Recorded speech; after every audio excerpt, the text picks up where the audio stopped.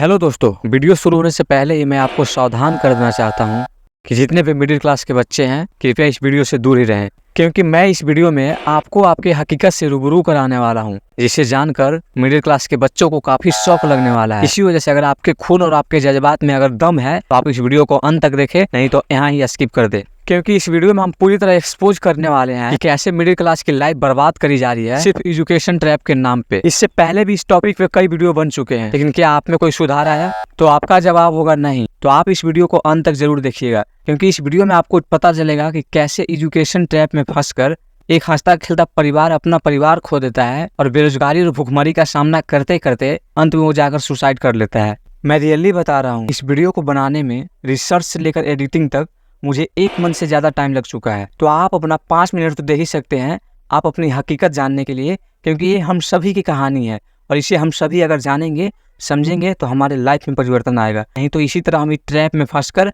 अपना और अपने परिवार को बर्बाद करते रहेंगे। तो वीडियो हम स्टार्ट करते हैं। सबसे पहले समझेंगे कि आखिर कौन है वो जो इस ट्रैप में फंस जाते हैं, और दूसरा जानेंगे कि क्या वजह है कि इस ट्रैप में फंसते हैं, और तीसरा कारण जानेंगे कि कैसे आखिर उन्हें कैसे फंसाया जाता है ट्रैप में, चौथा है क्यों फंसते हैं, और पांचवा जानेंगे कि आखिर कब वो फंस जाते हैं, और छठा हम उसका सोल्यूशन की बात करेंगे। तो आइए हम पहला पॉइंट से शुरू करते हैं कि आखिर कौन है वो लोग जो इस ट्रैप में फंसते हैं, यानी इस ट्रैप में फंसकर अपने और अपने परिवार को पूरी तरह बर्बाद कर लेते हैं और पूरी जिंदगी घुटन के साथ बिताते हैं, और अंत में थक हार कर अपने आप को भी सुसाइड के रास्ते पर ले जाते हैं और अपने लाइफ को एक दर्दनाक मौत के साथ खत्म कर लेते हैं। तो आखिर कौन है वो लोग जो इतनी बुरी तरह फंसकर अपने लाइफ को समाप्त करते हैं, यानी अपने लाइफ को इतने दर्दनाक तरीके से जीते हैं और अंत में उनका मौत भी दर्दनाक होता है? तो वो है आज के समय के मिडिल क्लास लोग, यानी आज के समय के ऐसे छात्र जिनका बैकग्राउंड अच्छा ना होने के बावजूद भी एक मिडिल क्लास फैमिली जैसे तैसे करके अपने बच्चे को बड़े कोचिंग संस्थान में दाखिला दिलाता है, सिर्फ ये उम्मीद में कि समाज में उसे अच्छा कहा जाएगा और वहां से वो बच्चे पढ़कर और एक अच्छे ओहदा पे बैठ सकेंगे, जिससे कि उनका समाज में इज्जत मान सम्मान बढ़ेगा और वो जो है अपने समाज में अपने आप को बड़ा दिखा पाएंगे। लेकिन इसके पीछे का डार्क स्टोरी ये होता है कि एक मिडिल क्लास फैमिली के लिए ना उस बड़े कोचिंग संस्था का फी चुकाना इतना आसान नहीं होता। उस बड़े कोचिंग संस्था का फी भरते भरते एक मिडिल क्लास का दिवालिया निकल जाता है और समाज में अच्छे बनने के चक्कर में एक मिडिल क्लास फैमिली पूरी तरह बर्बाद हो जाता है। और अफसोस की बात यह है कि जो देश कभी सोने की चिड़िया हुआ करता था, यानी हमारा प्यारा भारत, यहाँ के हर एक लोग जो है राजा हुआ करते थे अपने आप में, वो आज एक नौकर बनने के लिए, यानी एक सरकारी नौकर बनने के लिए अपने को और अपने बच्चे को पूरी तरह बर्बाद करने को तैयार रहते हैं, बस ये उम्मीद में कि समाज उन्हें अच्छा कहे। तो ये तो हम सभी समझ गए होंगे कि आखिर इस ट्रैप में फंसता कौन है। वो फंसते हैं मिडिल क्लास के लोग, झूठी उम्मीद में, समाज में अच्छा बनने के चक्कर में, समाज से झूठी प्रशंसा के चक्कर में वो अपने जीवन को पूरी तरह बर्बाद कर लेते हैं। तो पहला कारण तो हम सभी जान गए कि आखिर कौन है जो इसमें फंसता है। अब दूसरा कारण जानते हैं कि आखिर क्या वजह है कि मिडिल क्लास फैमिली इसमें फंस जाता है। तो वो है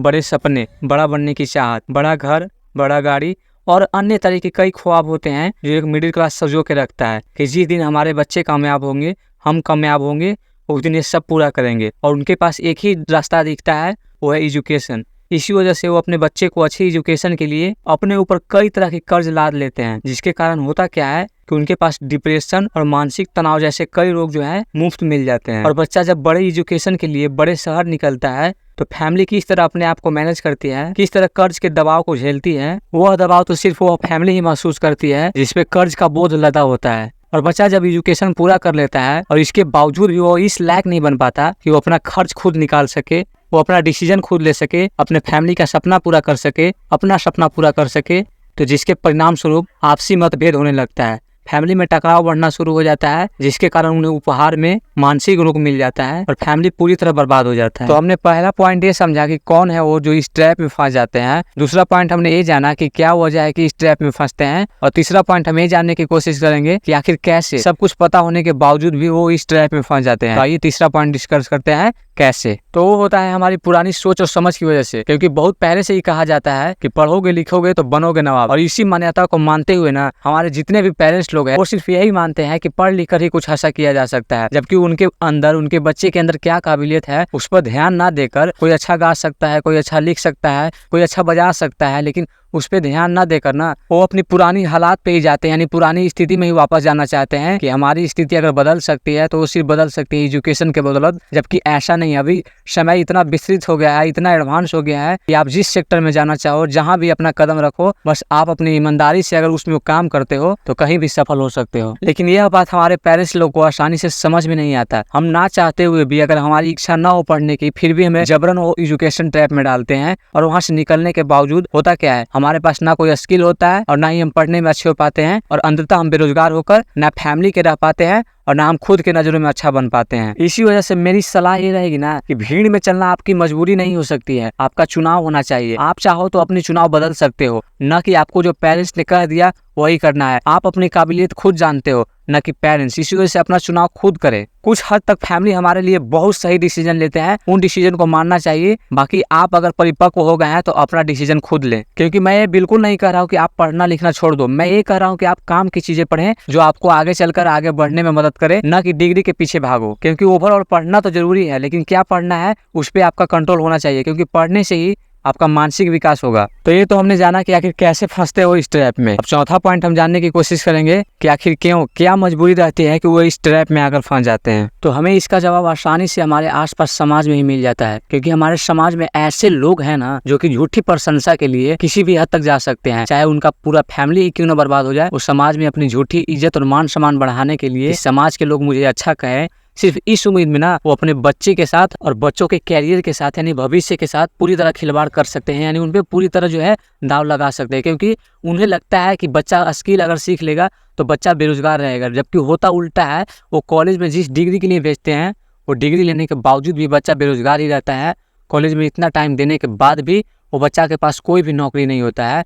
और जबकि वो बच्चा अगर जिस फील्ड में अगर अच्छा हो, उस फील्ड पे ध्यान दे, तो कई गुना ज्यादा चांस है कि वहाँ पे वो आसानी से सफल हो सकता है। तो अब तो आप समझ ही गए होंगे कि आखिर सब कुछ जानते हुए भी आखिर इंडिया के लोग क्यों एजुकेशन ट्रैप का शिकार हो जाते हैं। तो अब हम पांचवें पॉइंट जानने की कोशिश करेंगे कि बच्चा इस जाल में कब फंसता है, यानी बच्चा इस जाल में कब आ जाता है। तो जब बच्चा जन्म लेता है ना, उसके कुछ ही वर्ष बाद ना उसके पेरेंट्स ना उसके लिए डिसीजन लेते हैं, उसके लिए अच्छा कॉलेज, अच्छी संस्था में उसका दाखिला दिलाते हैं, जहाँ से शुरू होता है एक रेस, ऐसा रेस जिसमें कि उसे अव्वल आना रहता है। यानी अच्छा नंबर लाओगे, अच्छा परसेंटेज लाओगे तो तुम जो हो काबिल माने जाओगे। और बच्चा पे यही प्रेशर शुरू से ही क्रिएट रहता है, जिसके परिणाम स्वरूप होता क्या है कि बड़े कोचिंग संस्थान में अच्छे नंबर लाने के बावजूद भी बच्चा इस काबिल नहीं बन पाता कि वो अपना डिसीजन खुद ले सके। और जैसे जैसे बच्चा उच्च कक्षा की ओर बढ़ता है, उस पर प्रेशर और ज्यादा बढ़ते जाता है, फैमिली का जो है बोझ और ज्यादा बढ़ता जाता है, उसे समाज में अच्छा करके दिखाना जाता है, जिसके कारण उसके अंदर क्या टैलेंट है वो कभी जान ही नहीं पाता। और वो इसी ट्रैप में रह जाता है कि मुझे एजुकेशन में कुछ अच्छा करना है, जबकि बच्चा के अंदर कुछ और भी टैलेंट हो सकता है, लेकिन उस पर ध्यान न देकर सिर्फ इसी जाल में वो रहता है कि मुझे एजुकेशन से बहुत अच्छा करना है और मुझे समाज में एक प्रतिष्ठित जीवन जीना है। और अंत में होता क्या है, वो इसी ट्रैप में फंसकर और एजुकेशन में अच्छा ना होने के बावजूद भी वो सिर्फ पूरी उम्र डिग्री ही लेता है, जिसके परिणाम स्वरूप ना ही वो एजुकेशन से अच्छा हो पाता है और ना ही कोई और स्किल सीख पाता है। ये तो तमाम वजह हो गई जिसके कारण एक मिडिल क्लास जो है वो एजुकेशन ट्रैप में फंस जाता है। लेकिन अब हम इसके सोल्यूशन की बात करेंगे कि आखिर इसका सोल्यूशन क्या हो सकता है। तो इसका सोल्यूशन तभी संभव है दोस्त, जब हमारे पेरेंट्स और हम खुद सोच समझकर कोई डिसीजन ले। ये बिल्कुल जरूरी नहीं है कि आपका फैमिली जो डिसीजन ले वो आपके लिए सही हो। आपका सपना है, आपका हक है, तो आप अपना डिसीजन खुद लो। लेकिन किसी सोशल मीडिया से प्रभावित होकर कोई स्टार को देखकर अपना ड्रीम डिसाइड ना करे, क्योंकि फिर आप और आपके फैमिली में कोई अंतर नहीं रहेगा। इसी वजह से अगर सपना आपका है ना, तो आपका ही होना चाहिए, किसी से प्रभावित होकर अपना ड्रीम ना बनाएं। और फैमिली और सोसाइटी के चक्कर में अपने लक्ष्य को ना भूलें। आप जो करना चाहते हैं